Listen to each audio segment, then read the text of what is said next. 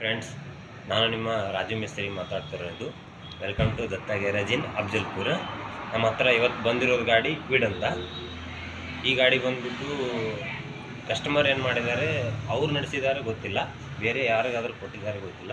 Half clutch ಹಿಡಿದ್ಬಿಟ್ಟು ನಡೆಸೋರೆ. ಅದಕ್ಕೆ ಏನಾಗಿಬಿಟ್ಟಿದೆ ಪ್ರಾಬ್ಲಮ್ ಅಂದರೆ, ಬೇರಿಂಗು, ಕ್ಲಚ್ ಪೇಟು ಮತ್ತು ಪ್ರೆಷರ್ ಪೇಟು ಎಲ್ಲ ಡ್ಯಾಮೇಜ್ ಆಗಿಬಿಟ್ಟಿದೆ. ಬನ್ನಿ ತೋರಿಸ್ತೀನಿ ಬನ್ನಿ. ಕೆಳಗೆ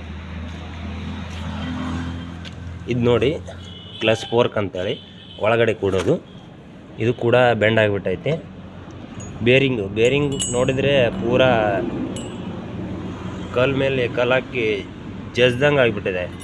ನೋಡಿ ಯಾವ ಥರ ಆಗಿಬಿಟ್ಟಿದೆ, ಪೂರ್ತಿ ಹೀಟ್ ಆಗಿಬಿಟ್ಟಿದೆ ಹಾಫ್ ಕ್ಲಚ್ ಹಿಡಿದಿರೋ ಕಾಲಾಗಿ. ನೆಕ್ಸ್ಟ್ ಬಂದುಬಿಟ್ಟು ಕ್ಲಚ್ ಪೇಟ್ ನೋಡಿ ಯಾವ ಥರ ಆಗಿಬಿಟ್ಟೈತೆ ಪೂರ್ತಿ. ಇದು ನೋಡಿ ಪ್ರೆಷರ್ ಪ್ಲೇಟು ಈ ಥರ ಆಗಿಬಿಟ್ಟಿದೆ. ಒಳಗಡೆ ನೋಡಿ ಫೋರ್ಕ್ ಕೂಡ ಈ ಥರ ಆಗಿಬಿಟ್ಟಿದೆ. ಫೋರ್ಕ್ ಏನು ಟಚ್ ಆಗುತ್ತಲ್ಲ, ಈ ಥರ ಆಗಿಬಿಟ್ಟಿದೆ. ಅದಕ್ಕೆ ಹೇಳೋದು, ಯಾವಾಗಲೂ ಗಾಡಿ ಏನು ನಡೆಸ್ತಿರಲ್ಲ, ಹಾಫ್ ಕ್ಲಚ್ ಹಿಡಿದ್ಬಿಟ್ಟು ಯಾವಾಗಲೂ ನಡೆಸ್ತಿರ್ಬೇಡಿ. ನಡೆಸಿದರೆ ಕ್ಲಚ್ ಪೇಟು, ಪ್ರೆಷರ್ ಪೇಟು, ಬೇರಿಂಗ್ ಎಲ್ಲ ಹೋಗೋದು ಮಾತ್ರ ಗ್ಯಾರಂಟಿ.